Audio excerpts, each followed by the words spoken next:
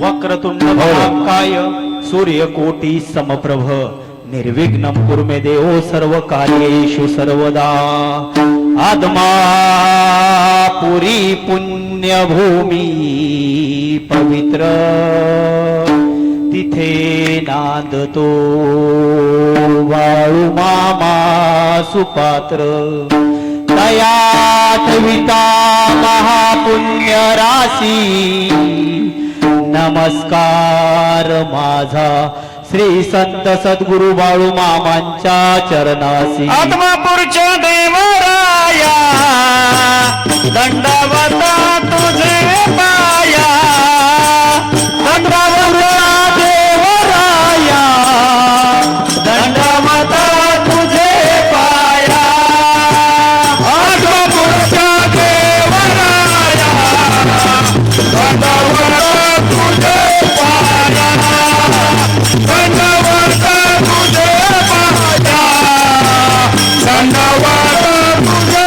पाया आत्मापूरच्या देवराया दंडवत तुझे पाया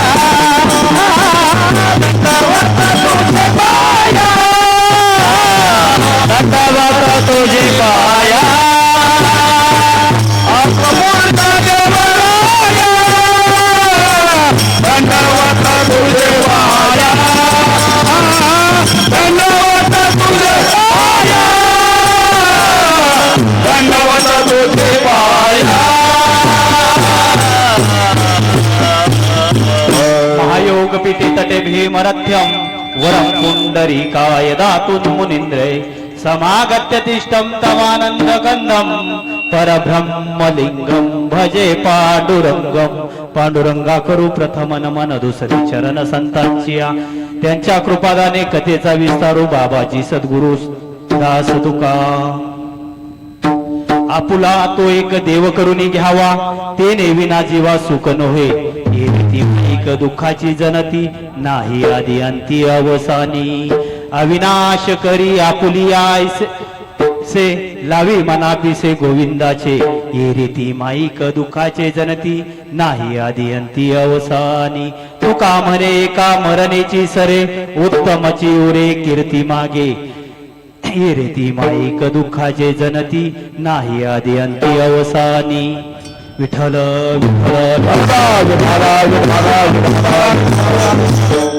प्रस्तुत प्राप्त स्थळी प्राप्त प्रसंगी कीर्तन रूपी सेवेकरिता निवडलेला अभंग या विश्वातील एक अधिकार संपन्न संत वैराग्याचे महामूर्ती वारकरी संप्रदायाच्या कलश स्थानी विराजमान असणारे देहू निवासी माझे जगद्गुरु तुकोबराय यांच्या गाथेतील हा अभंग आपुला तो एक देव करुणी घ्यावा तेने विना जीवा सुख नव्हे काहीसा या अर्थाचा उपदेश प्रकरणातील अभंग सेवेकरता निवडला।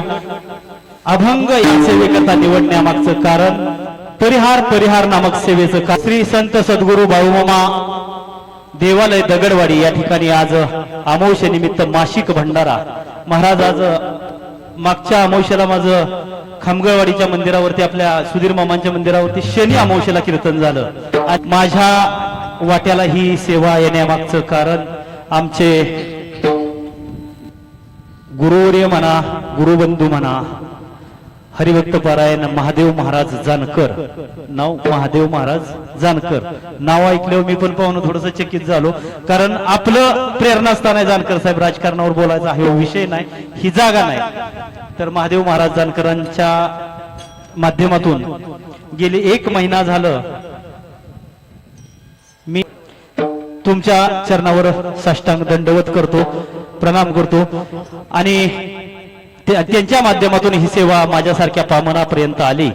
या ठिकाणी सेवेसाठी उपस्थित हरिभक्त परायण नरळी गुरुजी बरोबर ना कांबळे महाराज मला आपली भेट आमची ओळख जुनी आहे आमच्या मंदिरावर आपल्या येतात ते आणि मृदंग साथीला लाभलेले हरिभक्त परायण कांबळे महाराज यांच्या चरणावर साष्टांग दंडवत। बाबा तुमच्या चरणावर साष्टांग दंडवत या ठिकाणी सेवेसाठी उपस्थित असणारे आणि याच ठिकाणी नाही आतापर्यंत जेवढी कीर्तन झाली ते आज आळंदीला जायचं होतं पण महाराज तुम्ही नसला सेवेला तर मी सेवेला जाणार नाही असं सांगून आळंदीला जायचं थांबले. तर माझे गुरुवर्य हरिभक्तपरायण दत्तात्रेय महाराज गलांडे यांच्या चरणावर नतमस्तक होतो. माझ्या गुरुस्थानी असणारे आमचे मदने मामा यांच्या चरणावर नतमस्तक होतो. माऊली महाराज असतील त्यांच्या चरणावर नतमस्तक होतो. समस्त ग्रामस्थ, समस्त भजनी मंडळ दगडवाडीकर यांच्या चरणावर नतमस्तक होतो. माझे गुरुबंधू यांच्या चरणावर नतमस्तक होतो. आणि सर्वात गोड दादा आज एक नंबर अथर्व मंडप अँड साऊंड सराफवाडी दादा तुमच्या चरणावर नतमस्तक होतो. आणि या सगळ्यांच्या चरणावर नतमस्तक होत असताना माझ्या समोर बसलेल्या माझ्या आई असतील, माझ्या आजी असतील, माझ्या ताई असतील, माझे भाऊ असतील, माझे आजोबाच्या वयाचे असतील, माझ्या वडिलांच्या वयाचे असतील, या तुमच्या सर्वांच्या चरणावर नतमस्तक होतो आणि माझ्या सेवेला प्रारंभ करतो. विठ्ठल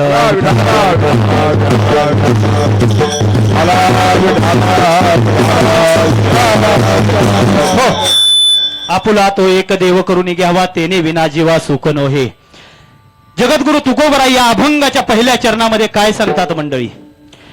आपण मनुष्य जन्माला आलोय मनुष्य जन्माला. आपला एक देव करून घ्या, आपला एक परमेश्वर करून घ्या. आणि आपण जर तो एक परमेश्वर करून घेणार नसू तर या जीवात आपल्याला कधीच सुख नाही भेटणार. हे जगद्गुरु तुकाराम महाराज अभंगाच्या प्रथम चरणामध्ये सांगतात. आणि देव जर नाही करून घेतला तर जगद्गुरु तुकाराम महाराज अभंगाच्या दुसऱ्या चरणामध्ये सांगतात, येरती माईके दुःखाची जनेती नाही आधी अंती अवसानी. या जगात सभोवताली जे दिसतंय तुम्हाला, तुमचा पैसा असेल, धन असेल, दौलत असेल, बंगला असेल, गाडी असेल, बायको असतील, मुलं असतील, ही सर्व जी संपत्ती आहे ती संपणार आहे. ह्याचा अंत निश्चित आहे. एखाद्या जवळ पैसा असेल तर त्याचाही अंत निश्चित आहे. एखाद्या जवळ बंगला असेल तर त्याचा पण आता 99 वर्षाचा करार होतोय. दस्त होत नाही, 99 वर्षाचा करार. ही पण आपल्याला करारावच दिलंय. तर ही सर्व आहे ना, सर्व आहे ते फक्त मोह मायेचे पदार्थ आहेत. ह्यातून कधीच आपल्याला सुख भेटणार नाही असं जगद्गुरु तुकोबराय सांगतात. एक समजलं नसेल तर एक दृष्टांत देऊन समजून सांगतो महाराज. एक खेड्यात राहणारा शेतकरी होता, गरीब शेतकरी होता. आणि असाच जशी माझ्यावर झाली तशी माझ्यावर माझ्या देवाची, माझ्या बाळूमामांची कृपा झाली, तसंच त्या शेतकऱ्यावर त्याच्या देवाची कृपा झाली. गरीब शेतकरी होता. अचानक 1 कोटी रुपयाची लॉटरी लागली. अचानक 1 कोटी रुपयांची लॉटरी लागली. लॉटरी लागल्यावर पैसा भरपूर आला. मस्त पैकी 25-30 लाख रुपयाचा बंगला बांधला, गाडी घेतली, जमीन घेतली, बाकी सगळं सर्व कमवलं त्यानं. आणि त्याला वाटू लागलं महाराज आता आपल्या आयुष्यातलं दुःख संपलं. एक मुलाला व्यवसाय चालू करून दिला. रोजच्या उदरनिर्वाहाचं साधन व्यवसाय चांगला भरभराटीला आला. व्यवसाय अतिशय उत्तम चालू होता. आणि त्याला वाटलं आता माझं सर्व दुःख संपलं, आता परत माझ्याकडे दुःख येणार नाही. आणि सूर्य उगवलाय, मावळणार 100% आहे. चंद्र 100% अस्ताला जाणार आहे, कायमचा नाही. पण कालचा दिवस उद्या येणार आहेत, उद्याचा दिवस परवा येणार आहेत. आणि असंच झालं. भरपूर पैसा कमवला, त्याला वाटलं दुःख संपलं माझ्या वाट्याचं. आणि असाच त्याचा उदरनिर्वाह चालू होता. धंद्यात अचानक घसरण चालू झाली. आणि तो अडचणीत जायला लागला. बंगला विकावा लागला, गाड्या विकाव्या लागल्या, जमीन विकावी लागली. आणि त्याला टेन्शन आलं. असाच पटांगणावर एका माळ रानात जाऊन बसला, रडायला लागला. त्याने विचार केला नव्हता परत हे दिवस माझ्या वाट्याला येतील. कारण त्याला वाटलं होतं पैसा आलाय म्हणजे सर्वस्व आलंय. आता काहीच नाही. राजकारण करायला लागला, गावात मान मिळायला लागला. त्याला वाटलं होतं सर्व आपलं आहे. फिरणारी बरोबर पैसा खिशात असताना, जाणकार पाहुणं पैसा खिशात असताना तुमच्या बरोबर कितीही फिरतील. मित्र त्याला म्हणायचं. सुखात जो बरोबर आहे त्याला मित्र म्हणायचं नाही. दुःखात जो आपल्या पुढं जो उभा राहतो त्याला मित्र म्हणायचं. आणि अशीच परिस्थिती आली. एका माळ रानात रडत बसला, रडतोय रडतोय रडतोय. त्याला दुःख झालं. एक रस्त्यानं एक साधू महाराज चालले होते. त्या साधू महाराजांनी बघितलं कोणीतरी व्यक्ती या झाडाखाली बसलाय, रडतोय रडतोय. साधूच होते. दया आली. त्याचं कारण विचारावं म्हणून महाराज जवळ गेले आणि महाराज विचारू लागले, अरे बाबा एवढ्या आड रानात येऊन का रडतोयस तू? बोलायला लागला, काय सांगू महाराज काय सांगू? मी खूप श्रीमंत होतो, गरिबीतून श्रीमंत झालो. 1 करोड रुपयाची अचानक लॉटरी लागली. सगळं बंगला, गाडी, धन दौलत सगळं मिळवलं. अचानक पोरगा व्यसनी निघाला. धंद्यात घसरण चालू झाली. सगळं गेलं. अहो महाराज, सगळं गेलं ह्यात काय नवल? सगळं जाऊन जेवढं कमवलं होतं तेवढा कर्जाचा डोंगर डोक्यावर झालाय. आणि आता नातेगोती संपलीत, घर बंगला गाडी संपलंय, सगळं संपलंय. कोण जवळ ये म्हणना. जी लोक माझ्या मागं पुढं माझ्या जवळ पैसा असताना करत होती, ती लोक चहा पिलाय का, जेवण केलंय का म्हणून सुद्धा विचारत नाहीत. याचा त्रास होऊ लागला. महाराज हसायला लागले. महाराजांना हसू आलं. हे सगळं ऐकून हसले महाराज. आणि तो म्हणायला लागला, महाराज काय, मला एवढं दुःख झालं, माझ्या एवढा वाईट प्रसंग आलाय आणि तुम्ही हसताय. अरे महाराज म्हणले, तुझं गेलंय ते तुझं होतं कधी? तुझे सांगतोय ना, बंगला गेला, गाडी गेली, नोकर चाकर गेले, शेतीवाडी गेली. तू जे होतं, तुझ्या जवळ होतं आणि ते गेलं, ते तुझं कधीच नव्हतं. जे संपणार असतं ते आपलं कधीच नसतं. मग काय संपणार? काय नाही महाराज. संपणारा या जगात फक्त या जगाचा मालक, माझा त्रैलोक्याचा धनी सद्गुरु संत बाळूमामा पंढरीचा पांडुरंग, हे संपणारे देव नाहीत. महाराज आपलं कसं झालंय माहितीये का? आपली भक्ती झाली सिजनेबल. आज सोमवार. हे भोळ्या शंकरा, हे भोळ्या शंकरा. सोमवार आला की शंकर, मंगळवार आला की आई राजा उदय सदानंदेचा येळकूट. बुधवार आला फिरत्याचा कावरती देसी मातीला आकार. विठ्ठला तू वेडा कुंभार. परत बुधवार गेला, 12 वाजले की स्टेटस चेंज. रात्रंदिवसा देवा तुमची मूर्ती ध्यानात, स्वप्नात आले माझ्या गुरुदेव दत्त. गुरुवारी 12 वाजले की चेंज. आटपाटनगरचा राजा होता आणि त्याची एक राणी होती, तिने व्रत केलं आणि ती असं झालं तसं झालं. मा संतोषी माता ताईन तो तुमची 16 शुक्रवार केलतंय का? वैभव लक्ष्मी. शुक्रवार गेला की हे दुःख भंजन मारुती नंदन, सुनले मेरी पुकार पवन सुत बिनती वारंवार. शनिवार जातोय ना जातोय तर अहम वाग्या सोहम वाग्या प्रेम नगरावारी. सावध होऊन भजनी लागा देव करा कैवारी. माझ्या मल्हारीची वारी, मल्हारीची वारी, माझ्या मल्हारीची वारी, मल्हारीची वारी.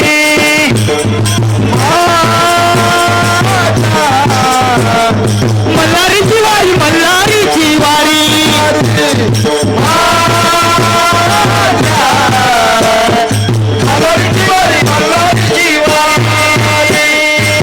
तर ह्या अभंगातून जगद्गुरु तुकोबराय 7 दिवसाचं 7 देव करा म्हणून सांगत नाही. जगद्गुरु तुकोराम महाराज सांगतायत, आपुला तो एक देव करून घ्यावा, तेने विना जीवा सुख नव्हे. आणि देव कसा करायचा? तुम्ही सगळेजण मामांच्या सेवेत आहे आणि मामांच्या सेवेत असणाराला देव कसा करायचा, देव भक्ती कशी करायची अजिबात सांगायची गरज असेल असं मला वाटत नाही. तर अभंगाच्या 2ऱ्या चरणात महाराज काय सांगतात ते तुम्हाला सांगितलं. अभंगाच्या चरणात 3ऱ्या चरणात सांगतात, अविनाश करी आपुली ऐसे लावी मना अतिशय गोविंदाच्या. तर महाराज सांगतात देव जर आपला एक देव करून घेतला तर देव तात्काळ आपल्यासाठी अर्क करून घेतो आणि देवाच्या भक्तीनं प्रेमानं वेळ व्हावं लागतं हे जगद्गुरु तुकोबराय अभंगाच्या 3ऱ्या चरणात सांगतात आणि अभंगाच्या 4थ्या चरणामध्ये जगद्गुरु तुकोबराय सांगतात तुका म्हणे एका मरणची सरे उत्तमची उरी कीर्ती मागे. तुकाराम महाराज सांगतात उत्तमची उरे कीर्ती मागे. मग आपण जर देवाची सेवा केली या या या या बाळूमामांची सेवा केली. आज जानकर पाहुणं आहेत, जानकर पाहुणं या देवाची सेवा करतायत. तुम्ही दगडवाडीकर सर्व मंडळी या देवाची सेवा करतात. तुम्हाला देव कधीच काय कमी पडून देणार नाही. आपण यदा कदाचित गेलो तरी आपण या देवाचा भक्त होतो, या देवाचं भक्त होतो म्हणून आपली कीर्ती मागे राहणार आहे. बाबा ज्ञानदेव महाराज, माऊली ज्ञानदेव महाराज जगले फक्त 22 वर्ष. अतिशय अल्प आयुष्य जगले पण ज्ञानोबा माऊलींनी तुमच्या आमच्या करता जगाच्या कल्याणाकरता एक अमूल्य साठा ठेवून गेले ज्ञानेश्वरी नावाचा. वाचावे ज्ञानेश्वरी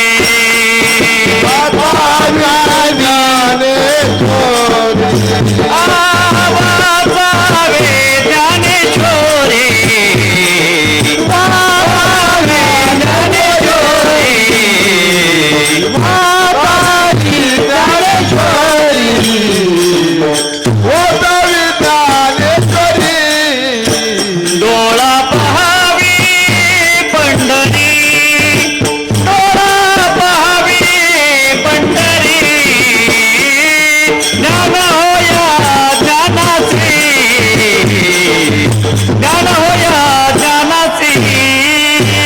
डोळा पाहावे पंढरी, डोळा पाहावे पंढरी, ज्ञान होय ज्ञानाचे, ज्ञान होय ज्ञानाचे, अज्ञानाचे. वाचावी ज्ञानेश्वरी डोळा पहावी पंढरी. तर ज्ञानेश्वर महाराजांनी आपल्यासाठी अमूल्य ठेवला. रावणाची लंका, ऐका, रावणाची लंका सोन्याची होती, रावणाची लंका सोन्याची होती. पण रावणाचं नाव घेतलं तर अहंकाराचा दर्प येतो. आणि माझ्या माऊलींजवळ संपत्ती नव्हती. संपत्तीच काय महाराज सांगून जाऊ का 1-2 मिनिटात? संपत्ती नव्हती ज्ञानेश्वरांजवळ. माझे ज्ञानोबराय 11 वर्षाचे होते. निवृत्ती दादा 15 वर्षाचे, सोपान काका 13 वर्षाची, मुक्ताई माझी 8 वर्षाची होती.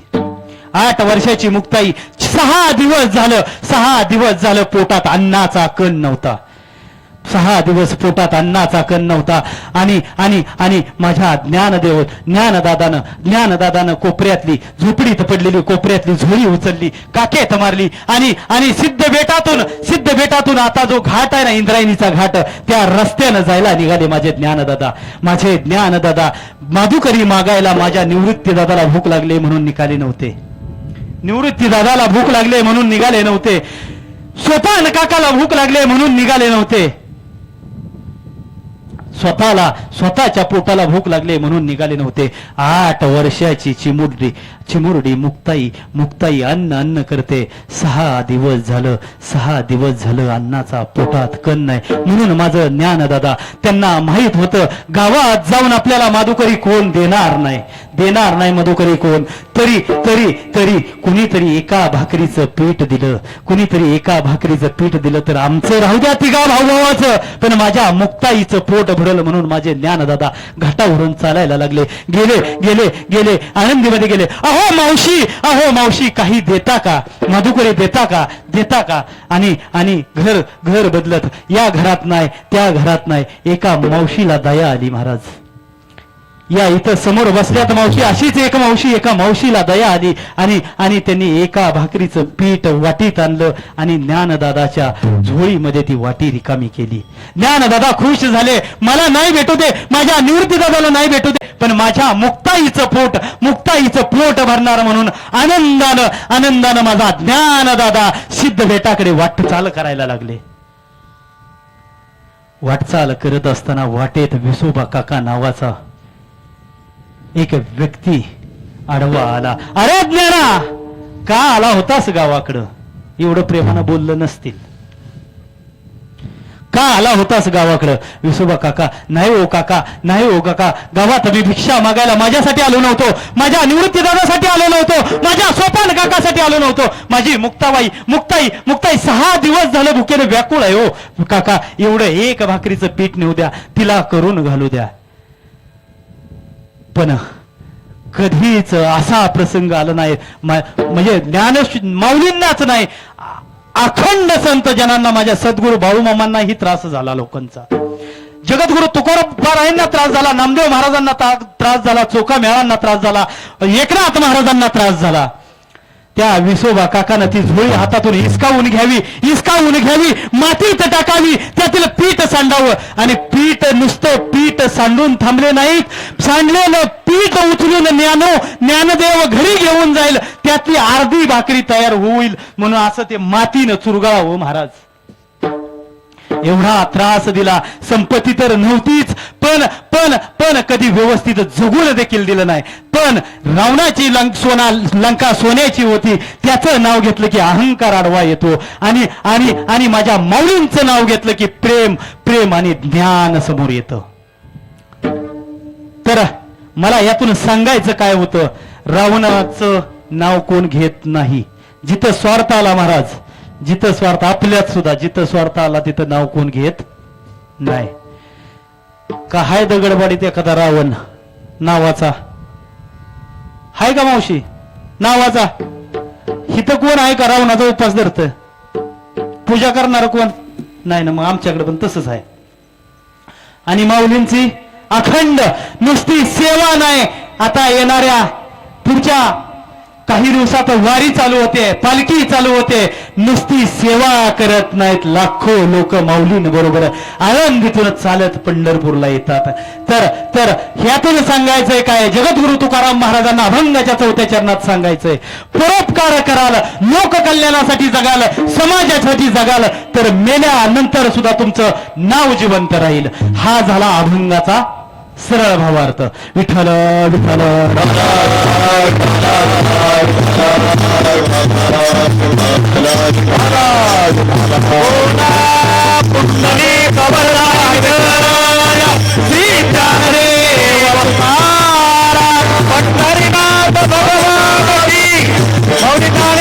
महाराज की, जगद्गुरु तुकाराम महाराज की. बोला बोला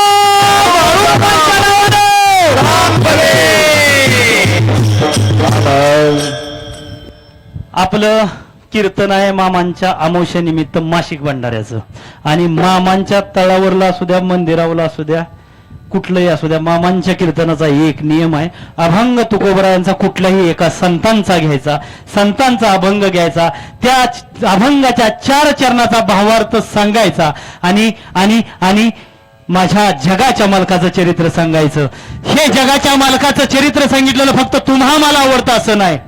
मामांच्या मंदिरावर, मामांच्या तळावर असेल, मामांच्या मंदिरावर असेल, जगाच्या मालकाचं चरित्र सांगितलेलं माझ्या या जगाच्या मालकाला देखील आवडतं. म्हणून आता 8:15 वाजलेत, पाहुणं जेवढा वेळ देतील 9च्या पुढं तेवढा वेळ आपण मामांचं चरित्र सांगूया आणि मामांच्या चरित्राला सुरुवात करूया.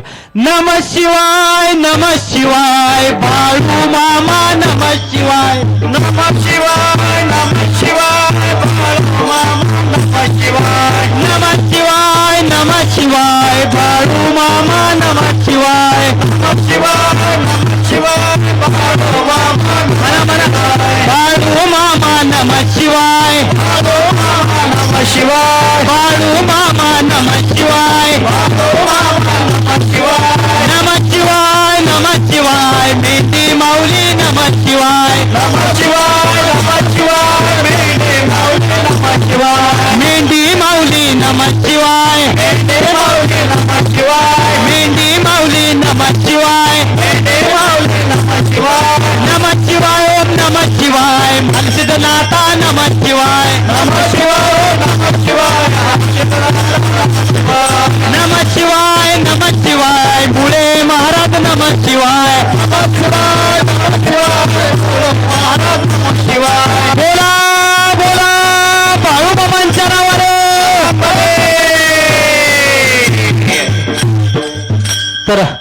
निमित्ताने या ठिकाणी जगाच्या मालकाच्या दरबारात बसलोय.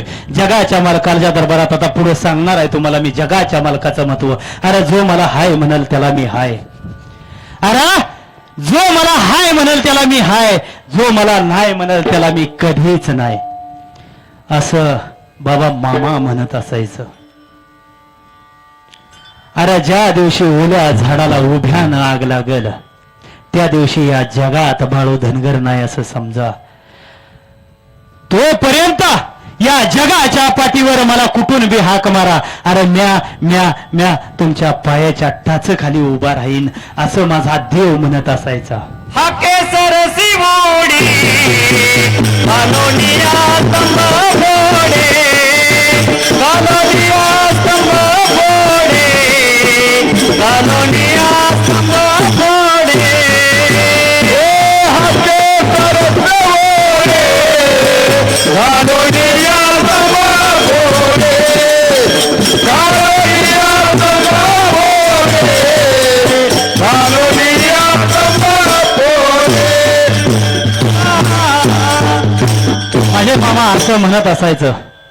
एक 60 वर्षापूर्वी या पृथ्वी तलावरून माझं जगाचा मालक माझा देव फिरत होता असं जर कोणाला सांगायला गेलं ना मंडळी तर ते पटणार नाही. पण मामांना हयात असताना मामा हयात नाहीत असं म्हणणार नाही. तो माझा अधिकार नाही. कारण जगाचा मालक अहो आत्ता कुठून बी हाक मारावं. तुमची जर भक्ती श्रेष्ठ असेल ना तर देव तुमच्या पाठी उभा राहिल्याशिवाय राहणार नाही.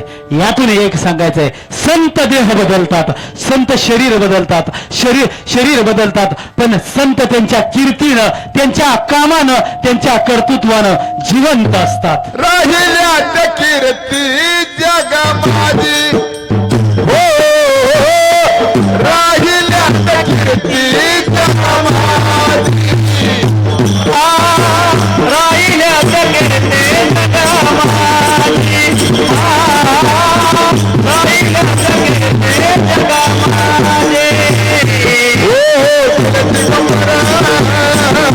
ईश्वराची मूर्ती गेले दिगंबर ईश्वराची मूर्ती हो राहिल्या त्या कीर्ती जगमाजी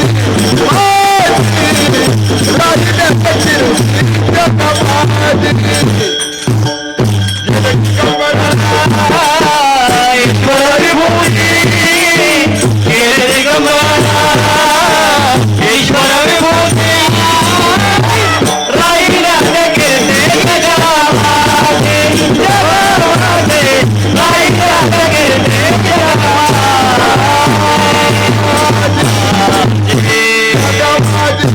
गेले दिगंबर ईश्वर विभूती राहिल्या त्या कीर्ती जगामाजी. मामा नाहीत असं म्हणायचा आपल्या कोणालाच अधिकार नाहीत. मामा आहेत. पृथ्वीचा जोपर्यंत अंत होत नाही तोपर्यंत मामा या ज्या पृथ्वी तलावर राहणार आहेत हे त्रिकालबाधित सत्य आहे. तर धर्म बुडायला लागला होता. सत्य फासावर जायला लागलं होतं. धर्म अधर्म माजला होता. बहीण भावाला ओळखना, भाऊ बहिणीला ओळखना, सासरा सुनेला ओळखना अशी परिस्थिती आली होती. धर्म बुडायला लागला होता. आणि माझ्या जगाच्या मालकानं प्रभू शिवशंकरानं ठरवलं आता धर्माचं रक्षण करायचंय. आणि धर्माचं रक्षण धर्म जर वाचवायचा असेल ना तर मला या पृथ्वी तलावर जन्म घ्यावाच लागल. असं प्रभू शंकरानं ठरवलं. पाप वाढायला लागलं होतं. पापाचा डोंगर वाढायला लागला होता. पुण्य दोरा एवढं शिल्लक राहिलं होतं. आता पाप माजायलाच लागलंय महाराज. अजिबातच कोणाला काही कळना. धर्माचे पालन धर्माचे पालन धर्माचे पालन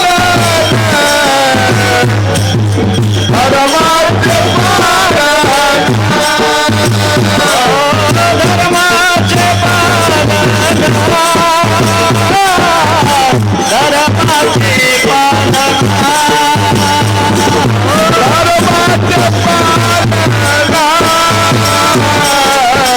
धर्माचे पालन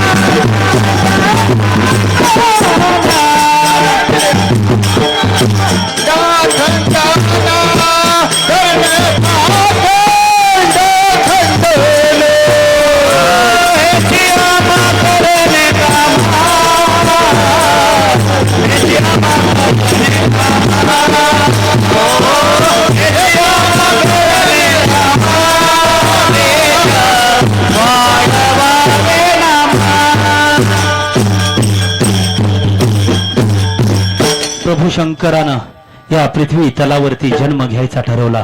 जन्म घ्यायचा कोणाच्या पोटी घ्यायचा, कोणाच्या पोटी घ्यायचा?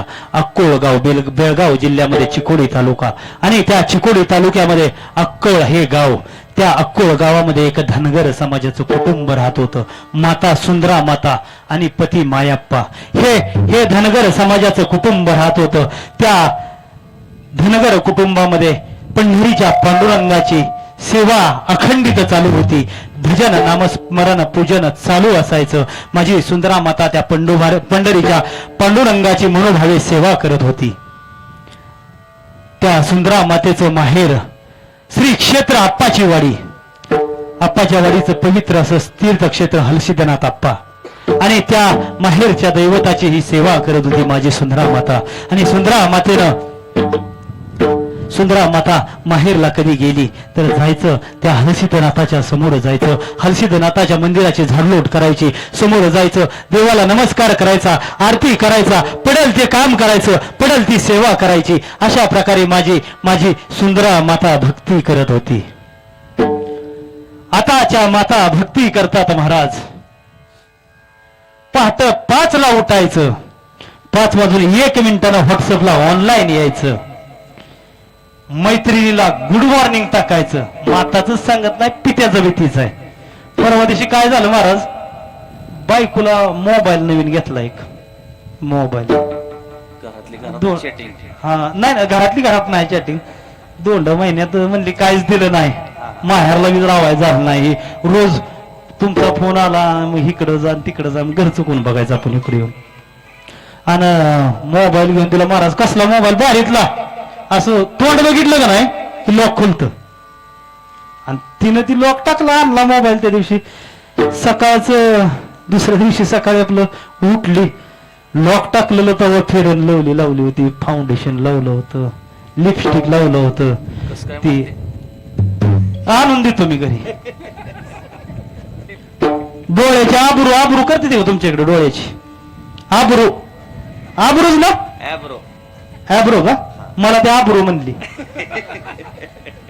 आणि ती सगळं केलं होतं लॉक. आपलं बाबा काय झालं माहिती आहे का, संध्याकाळचा हातपाय धुतले, मेकअप बिकअप केल्यावर तिनं मोबाईल चालत बसली, ती लॉकला फोटो टाकला.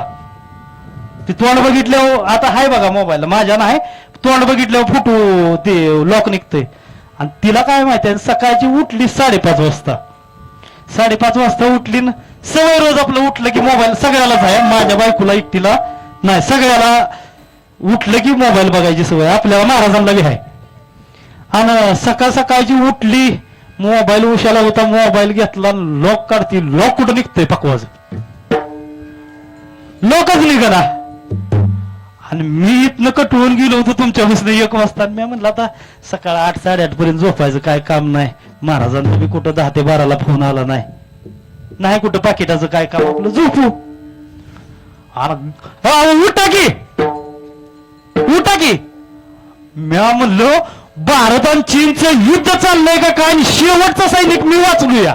असो उठा की लवकर. अगं काय झालं, अहो म्हणली कसला मोबाईल आणलाय, पांढरे पाहुण्याच्या दुकानात नेला होता, इथनं नात्यापुत्यात जातात, स्वस्त भेटतं नात्यापुत्यात. एक वस्तू मागितली तर कवाच धड नाही दिली. काय म्हणली, 10 वर्ष झाली लग्नाला, रोज तुम्ही कीर्तनाला फिरताय, रोज रानात मरमर मारायचं, गोराचं बघायचं, वैरणीचं बघायचं, कुटी करायची, सगळं करायचं, आणि एक वस्तू मागितली तर बावा धड दिना. अगं झालंय काय, रडायच लागली. गंगा जमुना चालू. तिला वाटलं काय, गलंडे महाराजांकडे गेलो होतो, गलंडे बाबांकडे. गलंडे बाबांना नवा मोबाईल घेतला असला आणि म्हणलं असलं ह्याला काय काम नाही तर बायको खुश करायला आणला असेल, असं तिला वाटलं. अगं झालंय काय, कसला मोबाईल आणलाय, जाळलाय. काय केलाय, जाळलाय. कवाच्या धरणं लॉक काढते, लॉकच निघना. अगं लॉक कवा टाकलं होतं, अहो म्हणले आपल्या दाराबिरा झाल्या आणि घरात आली, पावडर बिवडर लावले, मग लॉक टाकलं होतं. कुठलं टाकलं होतं, असं तोंडा पुढे धरून टाकलं होतं. कमी शिकली या. आणि म्हणलं मग आता ती लॉक काढायला एक काम कर, उठ आता म्हणलं, पहिल्यांदा आंघोळ कर आणि रात्री केलतात तसंच लाली पावडर ही तोंडाला लाव आणि लावल्यावर निघलं की महाराज राहती रोख. तर मला काय सांगायचं होतं, सकाळी माझी सुंदरा माता पहाटे 4ला उठायची, आंघोळ प्राप्त विधी उडकायची आणि माझ्या देवाचं नामस्मरण अखंड चिंतन भजन करायची. आपण तसंच केलं पाहिजे. आता खरंच गरज आहे. हा मोबाईल सांगितला, माझ्या बायकोचा नाही सांगितला. हा मोबाईल माझ्या बायकोचा नाही सांगितला, माझ्या घरचं नाही सांगितलं. आम्ही फक्त दगडवाडीत गोडव्या अंगानं आलो, गोडव्या अंगानं दगडवाडीत जायचं. पाहुणे आहे ती पण काय सांगू शकत नाही. कुणावर बोलता, नावच दगडवाडे. हा तीच कुणावर बोलता. जरा जानकर पाहुण्या बोलावं तर जानकर पाहुणं म्हणणार, अहो महाराज एवढी मामाची सेवा करतोय माझ्यावर, मग आपला कोणच गावना, आपलं आपल्यावरच घ्यायचं. तर आता ह्या लहान वयातल्या मुलांच्या जवळ मोबाईल देऊ नका. जोपर्यंत मुलगा 12वीत जात नाही तोपर्यंत मुलाला मोबाईल देऊ नका. मोबाईल चांगला जेवढा आहे ना, मोबाईलमुळे बरंच काय दुनियेत चाललेलं समजतं, पण मोबाईलमुळं ही तरुण पिढी बिघडायला लागले. एवढं मला सांगायचं होतं. माझी सुंदरा माता सेवा करत होती हलसिद्धनाथाची. हलसिद्धनाथाला एक मागणं मागितलं.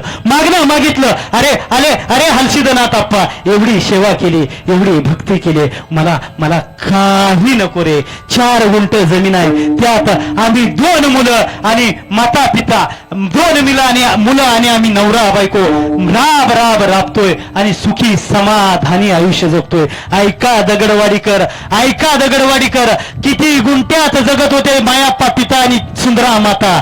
फक्त 4 गुंठे जमीन, 4 गुंठे जमिनीत उदरनिर्वाह चालवत होते कुटुंबाचा. त्यात 2 मुलं सांभाळत होते महाराज, गंगूबाई आणि भीमाप्पा. ही 2 मुलं, 3रं अपत्य मामा. आपल्याला 40 एकर आहे तरी भागा अजिबात नाही बघणार, 40 नाही. मग तुकाराम महाराजांनी दुसऱ्या चरणात हेच सांगितले, ए रे ती माईके दुःखाची जनती नाही आधी आणि त्या अवसानी. किती कमावलं बाबा, किती आहे जमीन? भरपूर आहे ना, तरी अजून वाटतंय का नाही कुठं निघलं तर? अरे असू द्या पोरानो, अरे कुठं बी नका करू. तू कशाला त्या नातवाला मोबाईल घेतलाय? नको. अरे कशाला? अरे ती शेजवलं जर निघलं तर तेवढं 4 पैसे उपयोगाला येतील. खरं आहे का? आपलं समाधान होणार नाही. 4 गुंठ जमिनीत माझे मायाप्पा पिता सुंदरा माता उदरनिर्वाह करत होते. देवाला एक मागणं मागितलं, अरे देवा मला द्यायचंच ना तुला, तर माझ्या पोटी एक असा पुत्र जन्माला घाल ज्याचा झेंडा 3 लोकांमध्ये लागला पाहिजे, ज्याचा झेंडा 3 लोकांमध्ये. त्याचा ते लोकी झेंडा, त्याचा ते लोकी झेंडा, त्याचा ते लोकी झेंडा. पुत्र देई आईचा कोरोना, त्याचा ते लोके जाणा, त्याचा ते लोके जाणा, त्याचा ते लोके जाणा. पुत्र देई ऐसा गुंडा ज्याचा 3 लोकी झेंडा. तर बोलून माझी सुंदरा माता विसरून गेली. दिवस गेलं असंच हळूहळू दिवस जात गेलं आणि माझ्या सुंदरा मातेला दिवस गेले. अश्विन शुद्ध द्वादशी उजाडली.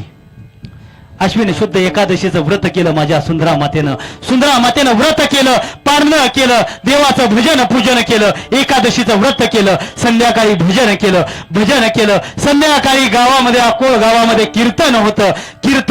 कीर्तनाला गेल्या, कीर्तनामध्ये बसल्या. ह्या आजी बसले ते बघा, हो तुमच्या माग तसा पदर डोक्यावर घेतला. आजी तुमच्यासारखाच माझ्या सुंदरा मातेनं पदर डोक्यावर घेतला. अजिबात कुणी हालू नका, अजिबात पदरवर घेऊ नका, डोक्यावर पदर घेतला. कीर्तन केलं. अश्विन शुद्ध द्वादशीचा दिवस उजाडला.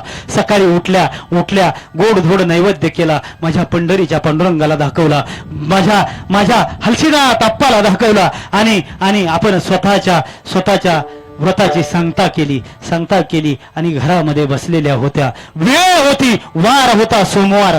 महाराज ऐका, वार होता सोमवार, वेळ होती दुपारी 4:23, वेळ होती दुपारी 4:23. माझा माझा माझा देव काशीचा विश्वेश्वर, काशीचा विश्वेश्वर भगवान शिवशंकर, त्रैलोक्याचा धनी, ब्रह्मांड नायक माझ्या बाळूमामांनी जन्म घेतला पवित्र अशा अकोळ गावामध्ये. माझ्या मामांचा जन्म, वार होता सोमवार, वेळ होती दुपारी 4:23. 4:23 माझा देव जन्माला आला. रुद्राचा अवतार थोरयो रातो आत्मा पुरात. रुद्राचा अवतार थोरयो रातो आत्मा पुरात. पावदळोनी भंडारा ज्ञान गंगेची अमृतधारा. उदोनी भंडार हा ज्ञान गंगेची अमृतधारा. रेशमी पेटा मस्तकी त्याला सोन्याची किनार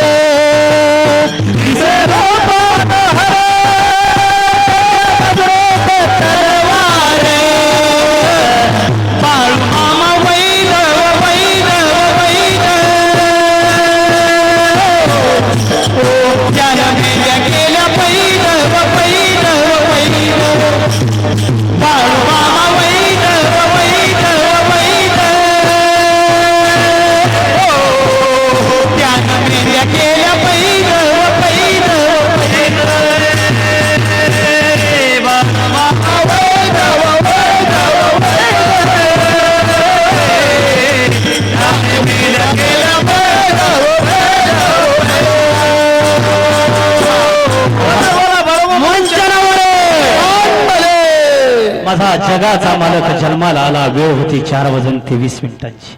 देव जन्माला आला होता, पण धनगर समाजातली भोळी बाबडी जनता काय करणार. देव जन्माला आलाय. तुम्हा आमाच्या घरी मूल जन्माला आल्यावर जन्माला येता क्षणी रडायला चालू होतं. मामा रडत नव्हते, मामा हसत होते. खोलीवर चक्क प्रकाश पडला होता. कारण काशीचा विश्वेश्वर अकोळच्या धनगराच्या घरात जन्माला आला होता. काय करणार. 12 दिवस झालं साखर वाटण्यात आली, बारसं घालण्यात आलं. बारसं घातलं, बाळाचं नाव बाळाप्पा असं ठेवण्यात आलं. हळूहळू माझे मामा मोठे व्हायला लागले. मामा मोठे होत होते, पण मामांचं वर्तन इतर तुम्हा आमच्या मुलासारखं वर्तन नव्हतं. मामांचं वर्तन वेगळंच होतं. मामांचं वर्तन असं होतं, उलट पळत जायचं आणि ह्याच माझा व्यायाम असं म्हणायचं. कधी कधी माझं मामा काट्याच्या ठेसावर झोपायचं आणि सांगायचं, अरे अरे अरे अरे हीच माझी गादी आहे. कधी कधी झाडाच्या उंच शेंड्यावर जावं आणि त्या शेंड्यावर बसावं आणि म्हणावं, अरे हेच माझं शिखर. गावातली मंडळी बघायची, अरे बाळू खाली येत नाही म्हणल्यावर जायचं. गावातल्या मंडळीने कुणीतरी घरी जायचं. अगं ये सुंदरा माता, तुझा बाळू बघ त्या मळ्यातल्या लिंबाच्या झाडाच्या शेंड्यावर जाऊन बसलाय. अगं बघ कुणीतरी जाऊन सांगायचं, अगं तुझा बाळू बाबळीच्या काट्याच्या फेसावर झोपलाय. आई होती. आईला वाईट वाटायचं. आई रडायची, अरे बाळू सगळं गाव तुला खुळा बाळू म्हणतंय. अरे सगळं बाळ तुला खुळा बाळू म्हणतंय. अहो मावशी ऐका, तुमचं पोरग येडं असू द्या, तुमचं पोरग पांगळ असू द्या, तुमचं पोरग माफी मागून बोलतो दारुड असू द्या, पण गावानं नावं ठेवलेली आईला कधीच चालत नाही. पोरगा कसंही वागू द्या, समोरनं दारुडा पोरगा जरी आला ना, तर आला माझा बाबू म्हणणारी फक्त आई असते. सुंदरा माता रडायला लागल्या, अरे बाळू तुला किती समजवू रे, किती समजू तुला बाळू बाळू अक्क गाव, अरे गावच नाही तुझा पिता मायाप्पा माझं अहो अहो ते सुद्धा म्हणतायत रे बाळू बाळू का असं खोळ्यागत वागतोयस रे. अरे गावातली इतर मुलं बघ कशी शहाण्यासारखी वागतायत, तू का असा वेड्यासारखा वागतोय. बाळू ऐक ना रे माझं, ऐक ना, इतर मुलासारखं वाघ पण देव होता तो. चमत्कार दाखवत होते पण कुणाला समजलं नाही. पुढे जाऊन बोलतो बाबा माझ्या देवानं चमत्कार कुणी नमस्कार करावं म्हणून केले नाहीत. माझ्या देवानं चमत्कार कुणी नमस्कार करावा म्हणून केले नाहीत. माझ्या देवानं चमत्कार या दीन दलित लोककल्याणासाठी जनतेच्या उद्धारासाठी केलेत. अवतार तो धराया कराना, अवतार तो धराया कराना, अवतार तुम्हा धराया कराना, अवतार तुम्हा धराया कराना, अवतारा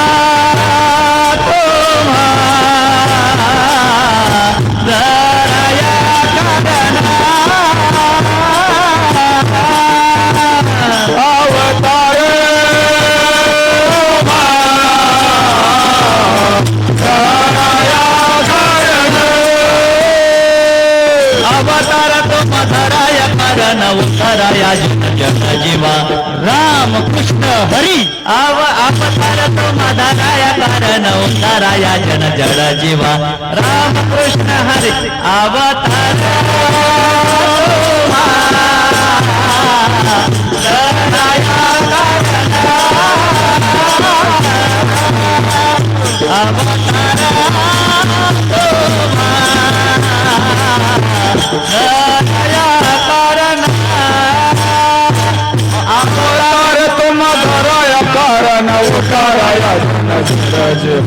अवतार तुम्हा धराया कारण उताराया जन जीवा राम कृष्ण हरी अवतार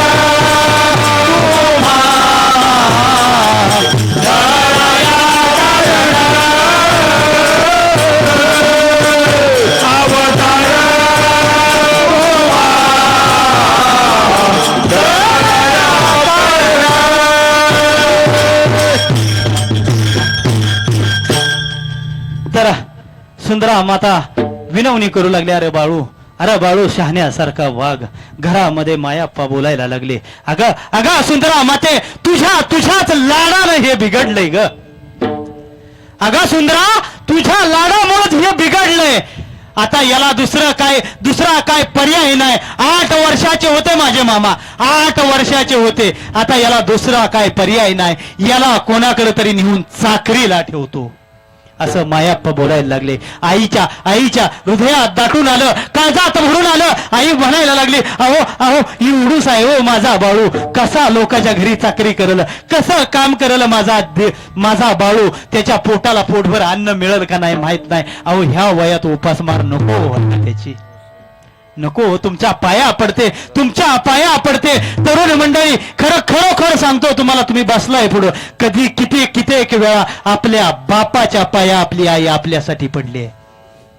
आपण जेव्हा काहीतरी चुकीचं वागतो ना तेव्हा बाप रागात असताना आपली आई कितीतरी वेळा म्हणले नका हो त्या दादाला काय बोलू, नका हो काय बोलू, मी हवं तर मी तुमच्या पाया पडते, मी समजावून सांगते त्याला, पण नका त्याला काय बोलू. कारण आता काय झालंय महाराज, आता जर पोराला बोलायला गेलं टोकाचा निर्णय घ्यायला युवा पिढी लागली आहे. युवा पिढी टोकाचा निर्णय घेते आणि अघटित घडायची वेळ येते. म्हणून माझी माता माऊली कित्येक वेळा माझ्या बापाच्या पाया पडते. सुंदरा माता विनवणी करू लागल्या, नका हो एवढासा बाळू आहे, कसा चाकरी करेल. मायाप्पा बोलायला लागले, मला काही सांगू नको, भाग झाला तुझा लाड. आता ऐसे कळवळ्याची जाते करेला भविता प्रेते, करेला भविता प्रेते, करेला भविता प्रीती. ऐसे कळवळ्याची जाते करेला भविता प्रेते, करेला भविता प्रेते, करेला भविता प्रेते.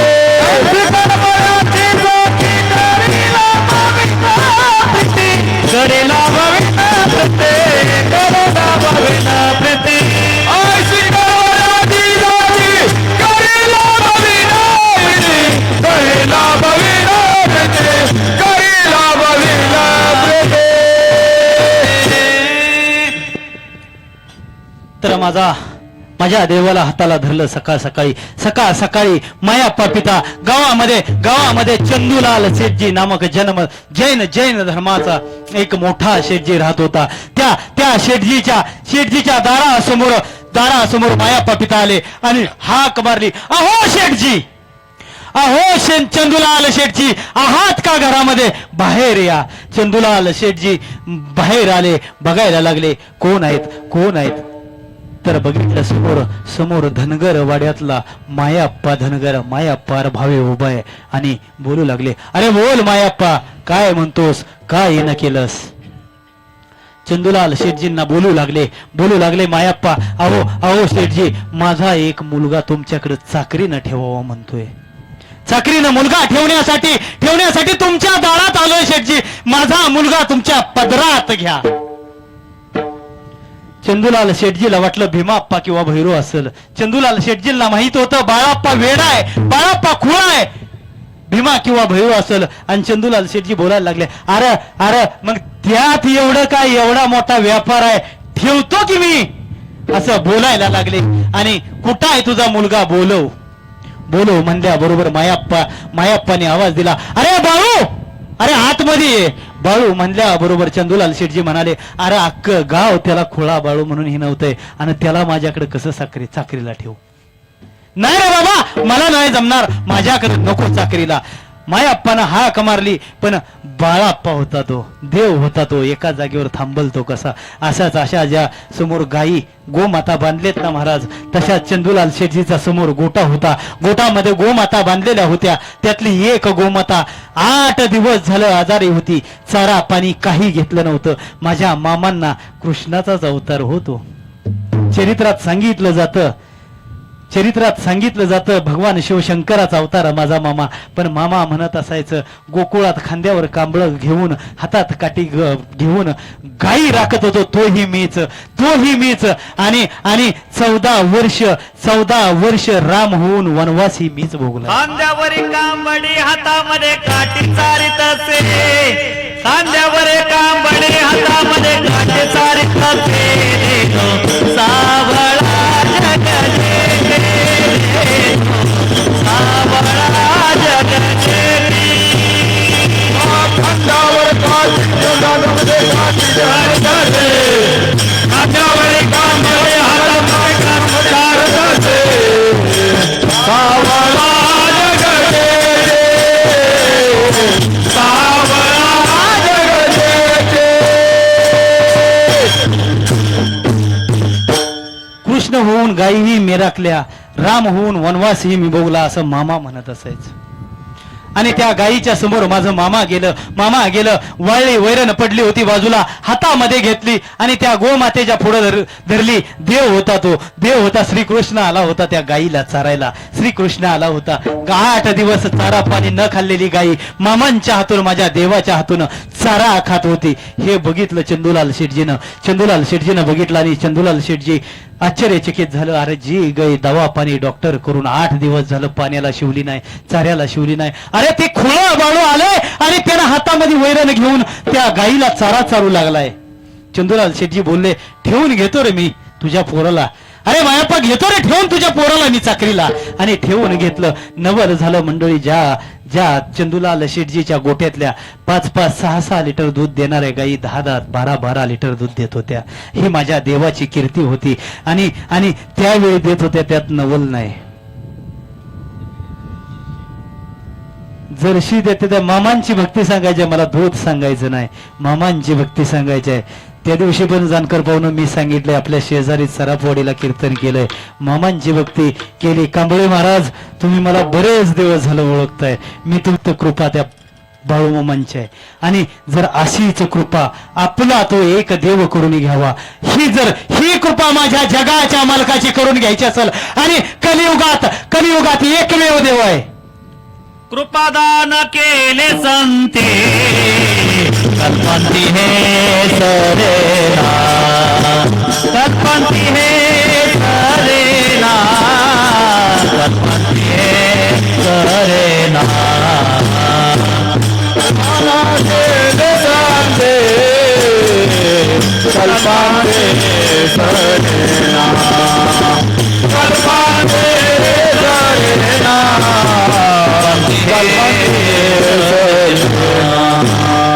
पराना केले सती कल्पंती है सरेना, कल्पंती है सरेना, कल्पंती है सरेना, पराना केले कल्पांते सरेना, कल्पांते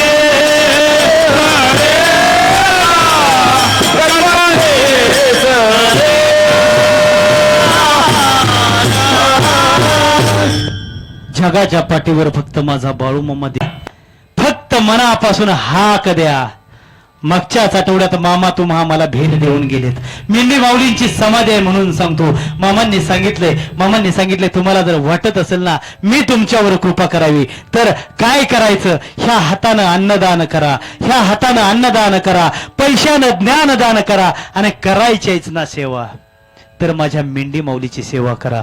मेंढी माऊलीची सेवा केली ना कधीच वाया जाणार नाही. आणि आणि आणि आज सांगतो, जानकर पाहुणं सांगतो, साक्षात बाळू मामांचा वास इथं आहे तुमच्या या दगडवाडी गावामध्ये. आणि तुम्ही आता मला आल्यावर समजलं तुम्ही मंदिर बांधायचं ठरवलंय. खरोखर सांगतो मामा आहेत आहेत आहेत आहेतच.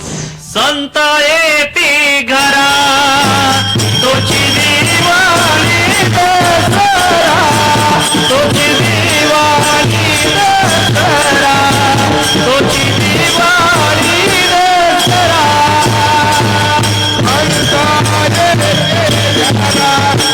तोच दिवाळे तोच देवाळे तोच दिवाळे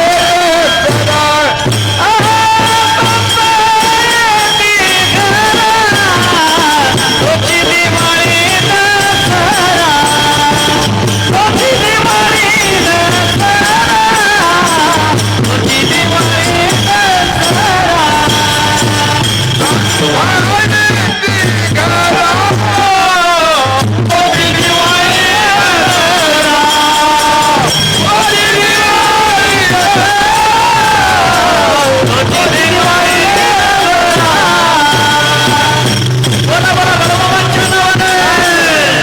साधू संत येती घरा तोची दिवाळी दसरा. मग माझ्या आईचं सांगत होतो अभंगाचं पहिलं चरण सांगतो महाराज. आईचं सांगत होतो, एक खेडेगाव होतं. खेडेगावामध्ये एक आई आणि मुलगा राहत होते. गावची जत्रा होती. गावच्या जत्रेमध्ये आई मुलाला घेऊन गेली. हजारोची गर्दी होती. आईनं मुलाला हाताला धरलं होतं. अचानक गर्दीमध्ये त्या मुलाचा हात सुटला. एवढं असं मुलगा होता. त्याला वाटलं 15 मिनिटं जास्त मला म्हणले तर घ्या.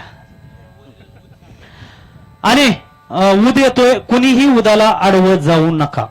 महिला मंडळी, पुरुष मंडळी, उदाला कुणीही आडवं जाऊ नका. आणि जत्रेमध्ये तो मुलगा आई बरोबर गेला. आईनं हाताला धरलंय. अचानक आईचा हात सुटला. दिवस होता, 12 वाजले होत्या. असा मुलगा होता या आमच्या देवेंद्र सारखा.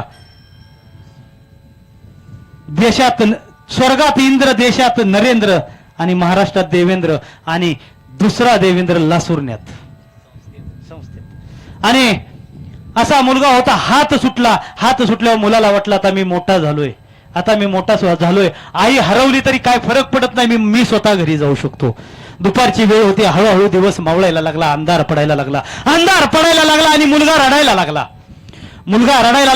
माणसं जमली. का रडतोय, कुणाचा मुलगा आहे, काय चौकशी झाली. कोणी म्हणतंय अरे दादा हा खाऊ घे, कोणी म्हणतंय जत्रेतील खेळणं घे. हजारो लोक आहेत जत्रेत, पाळणं आहेत, खेळणे आहेत, दिव्यांची रोषणाई आहे. पण मुलाजवळ आई नाही. मुलाला खेळणं द्यायला लागली, मुलाला खाऊ द्यायला लागली. मुलाचं रडणं थांबेना. मुलाला काय करावं सुचना, माणसांना काय करावं सुचना. याला काय देऊ मग हो थांबल रडणं. आई अचानक आली. आईनं बघितलं माझा दादा रडतोय. आली कळावून मिठी मारली. कडळून मिठी मारली आणि आईनं मिठीत घेतलं. मिठीत घेतल्याबरोबर मुलाचं रडणं थांबलं. मुलाला कुणी खेळणं दिलं होतं, मुलाला कुणी खाऊ दिला होता, पण मुलाला खेळणं नको होतं, जत्रा नको होती, लोकांची गर्दी नको होती. मुलाला काय हवं होतं? मुलाला आई हवी होती. म्हणूनच सांगतो, मुलाला आई भेटली, मुलाचं रडणं थांबलं. जर तुम्हाला आम्हाला जर देव भेटला तर आपलं भटकणं थांबेल. तुकाराम महाराज अभंगाच्या पहिल्या चरणामध्ये आपुला तो एक देव करून घ्यावा. आपुला तो एक देव करून घ्यावा. घ्यावा आपुला तो एक देव करून घ्यावा.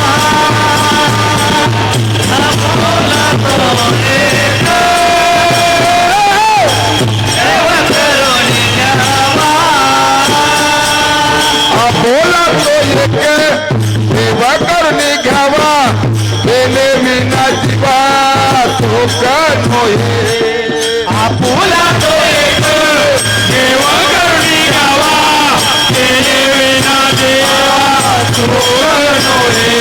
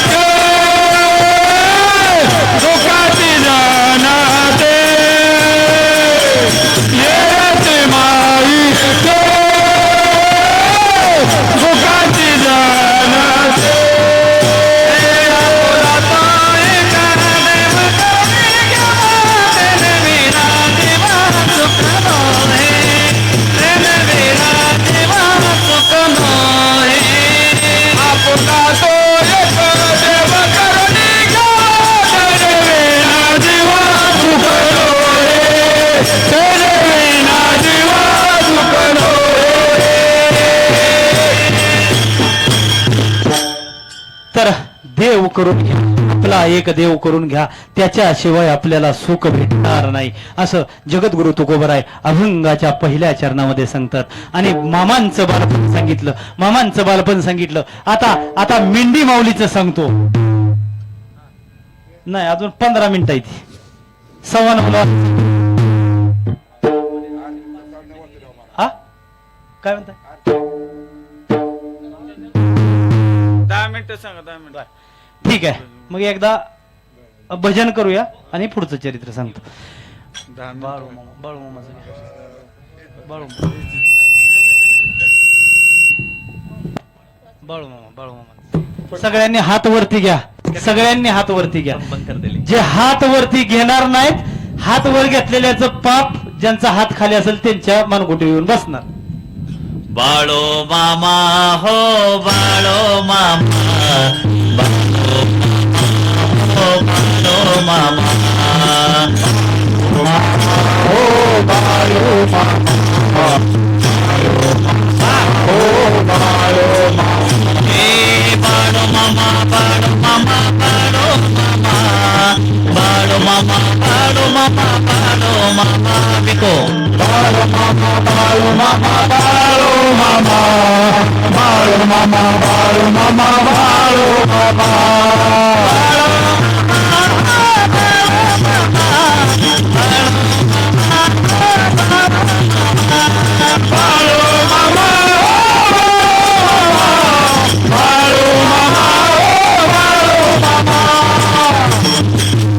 विठ्ठल माझा माझा माझा माझा माझा, विठ्ठल माझा मी विठ्ठलाचा. माझा माझा माझा माझा माझा विठ्ठल माझा.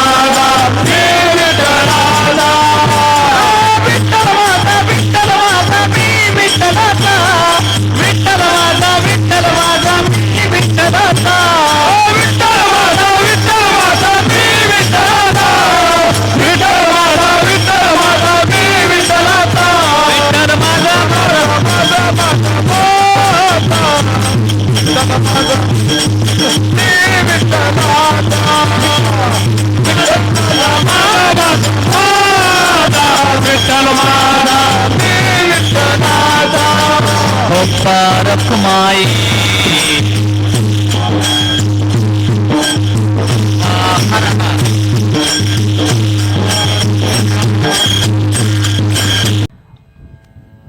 हॅलो, आवाज आवाज जरा. माझा माझा देव देव चाकरी करून आला, चाकरी करून माझा देव माळ रानावर फिरायला लागला माळ रानावर. माझा देव कसा होता डोक्याला गुलाबी रुमाल, डोक्याला गुलाबी फेटा, कमरेला धोतर आणि 3 बटनाचा लांबड्या भायाचा शर्ट. अशा प्रकारे माझा देव रानो राणी या या या या मुख्या साधू संतांचा मेळा घेऊन माझा देव फिरायला लागला. गुलाबी गुलाबी मामाचा पेटा, गुलाबी मामाचा बेटा, गुलाबी मामाचा बेटा, गुलाबी मामाचा बेटा.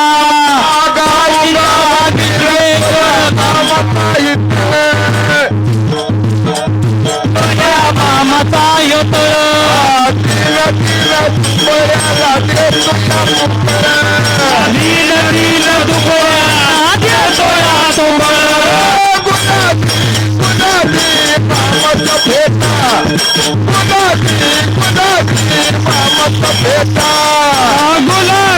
गुलाबी मामाचा बेटा, गुलाबी मामाचा बेटा. काशिका हा विश्वेश्वर शंभूचा अवतार, काशिका हा विश्वेश्वर शंभूचा अवतार. रानो राणी डोंगरात राखीतो मेंढर, रानो राणी डोंगरात राखीतो मेंढर. बाळू मामा काढतोय, बाळू मामा काढतोय पायाचा काटा. गुलाबी मामाचा बेटा, गुलाबी मामाचा बेटा. आत्मा पुरात मामाच्या घरात भक्त हा नाचतो, आत्मा पुरात मामाच्या घरात भक्त हा नाचतो. झांज ढोल वाजतो मामाचा जमीला गाजतो, झांज ढोल वाजतो मामाचा जमीला गाजतो, झांज ढोल वाजतो मामाचा जमीला गाजतो, झांज ढोल वाजतो मामाचा जमीला गाजतो. लागली आता फुलतो मटक पाव फुलतो, लागली आता फुलतो मटक पाव फुलतो. मामा तुम्ही येणं केलं हो, बाळू मामा येणं केलं हो. तुमच्या येण्यानं जीवनात सोल झालं, मामा येण्यानं जीवनात सोल झालं, तुमच्या येण्यानं जीवनात सोल झालं, मामा येण्यानं जीवनात सोल झालं. नाही आनंदान हो पुण्याभोवितान हो, नाही आनंदान हो पुण्याभोवितान हो. मामा तुम्ही येणं केलं हो, दगडवाडीला मामा येणं केलं हो. तुमच्या येण्यानं जीवनात सोन झालं हो, जीवनात सोन झालं हो. तुमच्या येण्यानं जीवनात सोन झालं, तुमच्या येण्यानं जीवनात सोन झालं. बाळूमामांच्या नावानं शेवटची एक 5 मिनिटं मामांच्या मेंढी माऊलीची समाधीबद्दल बोलतो आणि आपण 5 ते 10 मिनिटांमध्ये सेवा समर्पित करूया. तर सन 1921चा काळ होता, 1921 साल होतं. मामांचा तळ होता कर्नाटक राज्यातील येरगट्टी नावाचं गाव. येरगट्टी नावाच्या गावामध्ये मामांचा तळ होता. येरगट्टी गावाच्या एका माळावर तळ बसला होता आणि त्या येरगट्टी गावामध्ये 21 जणांची दरोडेखोराची टोळी होती मामा. आवाज द्या जरा.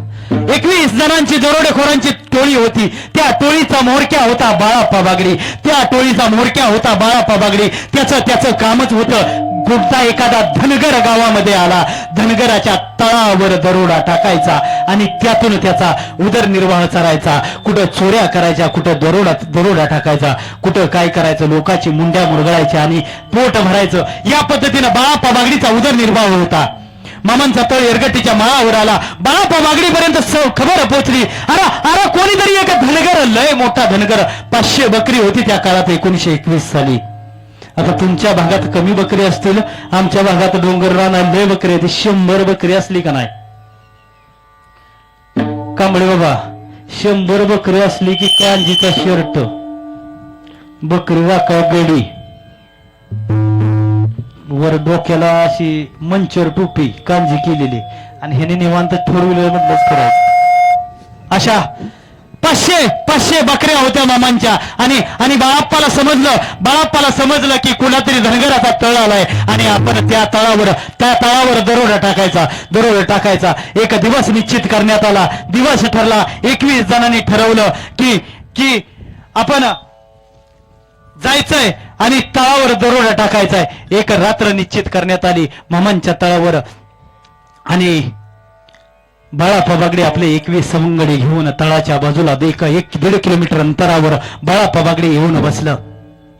21 जणांसोबत येऊन बसला बाळाप्पा बागडे आणि मामांच्या तळावर दरोडा करायचा ठरवला. संध्याकाळी 8ची वेळ होती. असंच आता आपण जसं जमलोय तसं मामांच्या तळावर भक्तांची गर्दी होती. भक्त मंडळी जमली होती. बाळाप्पा बागडी वाट पाहू लागला. मेंढके मंडळी कधी झोपतायत, भक्तांची गर्दी कधी कमी होते. आणि बाळाप्पा बागडीने ठरवलं, 21 जणांना सांगितलं, थांबा रे, अरे थांबा रे लेखानो, थांबा जरा, या धनगराच्या तळावरची गर्दी कमी होऊ द्या, मग जाऊन दरोडा टाकूया. बाळाप्पा बागडी तळापासून 1 किलोमीटर अंतरावर बसलाय मामांचा तळ आणि बाळाप्पा बागडी विचार करतोय, अरे 500 बकरी येते महाराज, 500 बकरी येते, 500 बकरी येते. आज जर ह्यो दरोडा यशस्वी झाला ना, आपल्या घरावर सोन्याची कमलं पडतील. परत कुणाच्या तळावर कुणाच्या घरावर दरोडा टाकण्याची वेळ येणार नाही, असा बाळाप्पा बागडीने विचार केला. हळूहळू माणसांची गर्दी कमी व्हायला लागली. माणसं येत होती, कन्या आंबील खात होती, दर्शन घेत होती, माणसं माघारी जात होती. मिणके मंडळी दिवसभर बकऱ्या मागून फिरून दमली होती, झोपी गेली होती. 12च्या सुमारास बाळाप्पा बागडीनं कपडे बदलले, काळे कपडे अंगामध्ये परिधान केले, तोंडाला काळं लावलं, डोक्याला काळं बांधलं, हातामध्ये दावी कुऱ्हाडी काट्या घेतल्या आणि बाळाप्पा बागडी पळायला लागला 21 जणांसोबत. 1 किलोमीटरवर माझ्या देवाचा तळ होता. पळतोय 12 वाजले, 1 वाजले, 2 वाजले, 3 वाजले, तळ येईना, 4 वाजले, तळ येईना, त्याच्या डोक्यात येईना. पण हिंमत हारला नाही तो बाळाप्पा बागडी म्हणला, काही हो द्या, आज ह्या धनगराच्या वर दरोडा टाकायचा म्हणजे टाकायचा. परत दमलेले परत पळायला सुरुवात केली. पळतायत 4 वाजले, 5 वाजले, 6 वाजले, दिवस उजाडला पण 1 किलोमीटर अंतर पार झालं नाही. 1 किलोमीटर सकाळी उठून बघतायत, उजाडल्यावर बघतायत तर ज्या ठिकाणाहून पळायला सुरुवात केली होती तर त्याच ठिकाणी आहे आणि पळायला सुरुवात केली त्याच ठिकाणी आपण उभा राहिलोय. रात्रभर पळतोय, दमलोय. नेमका झालाय काय प्रकार? बाळाप्पा बागडे खूप धूर्त होता महाराज. त्यानं डोक्यात आणलं, ही एक तर काहीतरी भूताटकी असावी किंवा आपण ज्याच्या तळावर दरोडा टाकायला चाललोय कोणीतरी साधू पुरुष असावा.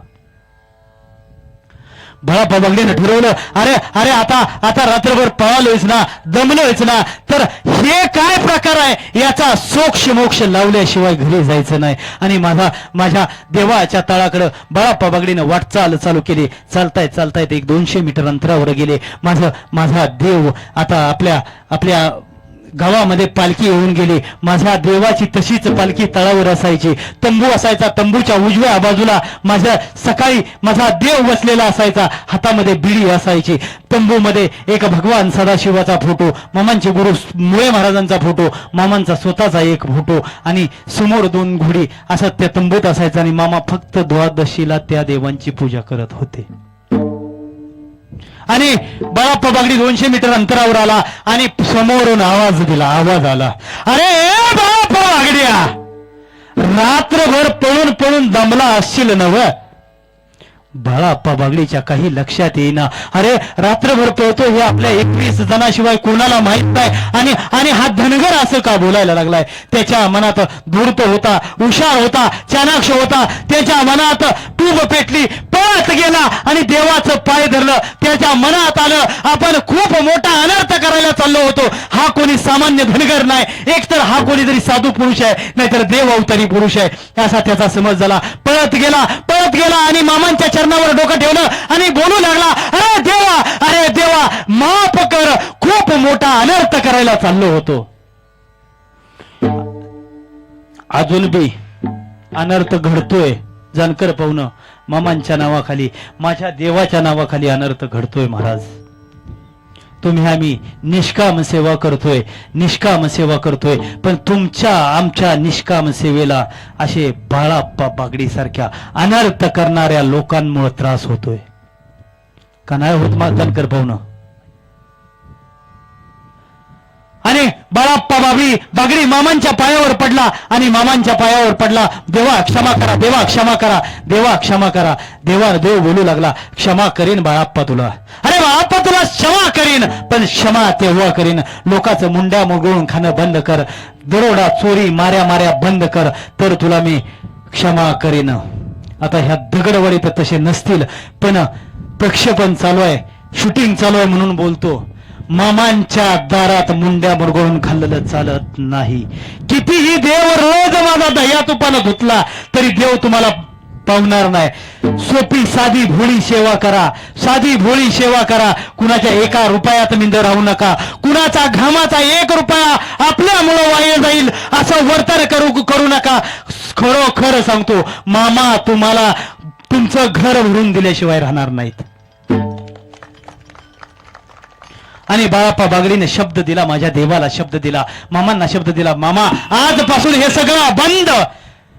पण मामा मला माझी एक विनंती आहे. इथूनच पाठीमाग 5 किलोमीटर अंतरावर माझं मरिहाळ नावाचं गाव आहे आणि त्या मरिहाळ नावाच्या गावामध्ये मामा तुमच्या बकऱ्यांचा, तुमच्या मुख्या साधू संतांचा दिंडी सोहळा घेऊन चला.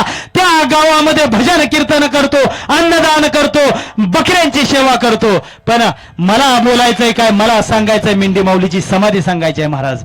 आणि बोलायला लागला बाळाप्पा बागडी. अरे देव बोलायला लागला, एकदा जर बाळू धनगरानं पुढं तोंड केलं ना, एकदा जर बाळू धनगरानं पुढं तोंड केलं तर बाळू धनगर स्वतःच्या मनात आल्याशिवाय परत माघारी वाटवाकडी करत नाही. हा बाळू धनगराचा नियम आहे. आणि बाळाप्पा बागडीला मामा बोलून गेले, अरे अरे अरे अरे बाळाप्पा बागड्या, खरंच तुझी भक्ती आणि श्रद्धा असेल ना माझ्यावर, इथून पुढच्या काळात मी जरी तुझ्या मरिहाळ नावाच्या गावाला आलो नाही तरी येणाऱ्या काळात जर खरीच माझी मनोभावी ऐका जानकर पाहुणं, तुम्ही खरंच दगडवाडीकर खूप भाग्यवान आहात. जर तू खरंच माझी मनोभावी सेवा करशील, माझ्यावर श्रद्धा असेल ना, मी जर नाही आलो तर माझी हाड येऊन तुझ्या मरिहाळ गावाला भेट देतील असा मामांनी शब्द दिला. काल काय आठवलं, काल काय खाल्लंय ते आज आठवत नाही महाराज. आजही सांगतो, परवाच्या मागच्या आमोशाला काय प्रसाद केला होता हे तुमच्या ध्यानात नसेल, माझ्या बी ध्यानात नसेल. माझा देव होता तो. 1921 साली त्या भक्ताला शब्द दिला होता. साल उजाडलं 50 वर्षानंतर 1971 साल. कर्नाटक राज्यामध्ये गुंटूर गावाला बकरी जायची नियोजित होती महाराज. बकरी जाणार होती गुंटूर गावाला आणि गुंटूर गावाला दुष्काळ सदृश्य परिस्थिती होती. पाऊस पडला नव्हता म्हणून पंचमंडळींनी निर्णय घेतला, गुंटूर गावाला मेंढी माऊलीचं पोट भरणार नाही. मग मरिहाळ गावामध्ये चारा भरपूर आहे, खायला मेंढी माऊलीला चारा भरपूर आहे, तर मरिहाळ नावच्या गावाला नेऊया बकरी. 1971 साल उजाडलं. 50 वर्षाचा काळ उजाडला होता. देव होता. तुम्हा आम्हासारखा माणूस थोडीच होता. काल काय शब्द दिलाय जानकर पाहुण्यांनी महाराजांना सांगितलं, परवा दिवशी तुमच्या आमुष्याची तारीख देतून घेतली गलंडे महाराजाची तारीख. असं नव्हतं ते. आणि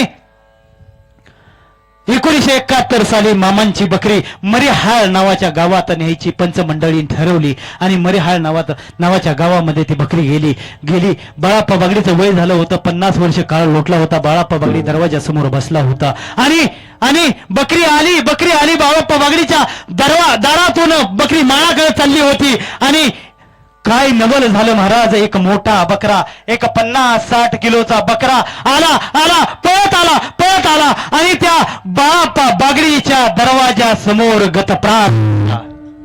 बाळाप्पा बागडीच्याही लक्षात आलं नाही, समोर येऊन बघतोय आणि अचानक बाळाप्पा बागडीच्या कानामध्ये आवाज घुमू लागला, अरे ए बाळाप्पा बागड्या, तुझी जर खरंच श्रद्धा आणि भक्ती असेल ना माझ्यावर, मी जरी तुझ्या गावाला नाही आलो तरी तुझी माझी हाडं तुझ्या गावाला पोचतील. आणि मला यातून सांगायचं काय होतं महाराज, यातून सांगायचं होतं माझा वेळ झालाय. मला एकच सांगायचं होतं, मामा कुणाच्याही घरी जात नाहीत, मामा कुणाच्याही गावाला जात नाहीत.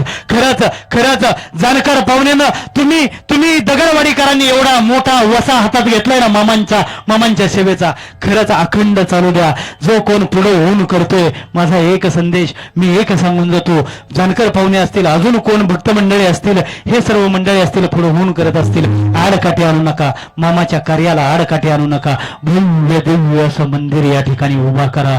आणि मामा म्हणूनच सांगतो, मला सांगायचं हेच होतं, मामांची हाडं कोणाच्याही गावाला भेट देत नाहीत.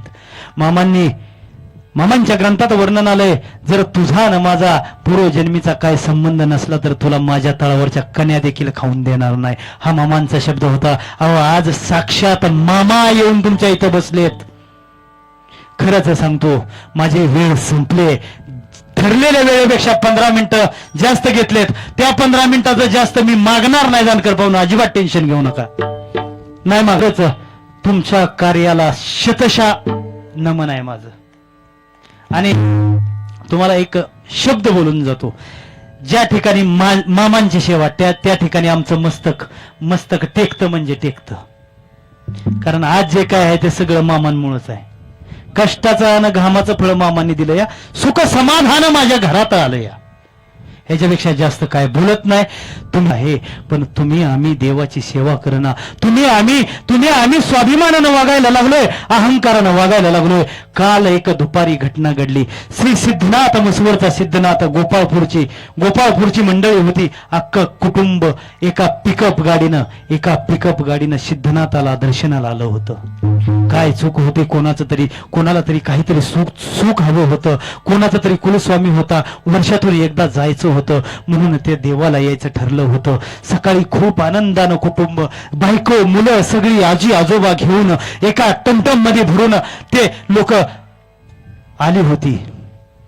देवाचं दर्शन घेतलं. परतीच्या प्रवासाला निघाली. परतीच्या प्रवासाला जात असताना माळशिरस तालुक्यातील तांदूळवाडी गावामध्ये एक कॉर्नर आहे. कॉर्नरच्या बाजूला एक विहीर आहे. चालकाचं त्या गाडीवरचं नियंत्रण सुटलं आणि ती गाडी महाराज सांगताना सुद्धा रडायला येते. गाडी विहिरीमध्ये जाऊन पडली. 15 लोक होती त्या गाडीमध्ये. 15 लोक होती गाडीमध्ये. 15तली 7 लोक जागेवर, आतापर्यंत मिळालेल्या माहितीनुसार 7 लोक, आणि 7 लोक मिळत. याचं काहीच वाटत नाही हो, वाईट वाटतंय. अरे देवा, मी मगाशीच म्हणलं, देवा तू आहेस का नाहीस, आहे म्हणावं की नाही म्हणावं. अहो त्या मृतांच्या आकड्यामध्ये महाराज एक 6 महिन्याची चिमुरडी होती हो. गुलाबी ड्रेस घातलेला. तो व्हिडिओ बघितला तर डोळ्यात पाणी येतंय महाराज. बचाव कार्याला मदत करणाऱ्या एका व्यक्तीनं त्या मुलीला कडेवर घेतलंय आणि मुलीला कडेवर घेतलेलं असताना ती मुलगी मान टाकते. परत तो व्यक्ती त्या मुलीची मान सरळ करतोय. परत मुलगी मान टाकते आणि दुसऱ्याच्या हातात देताना कुठला रक्ताचा संबंध नसताना, अहो काय त्या निरापराध मुलीची चूक असेल हो महाराज, काय चूक असेल. 6 महिने आत्ताशी कुठं कळी लागायला लागली होती, अजून फुल व्हायचं बाकी होतो. म्हणून एक विचारावं वाटतं देवाला, अरे देवा तू आहेस का नाहीस.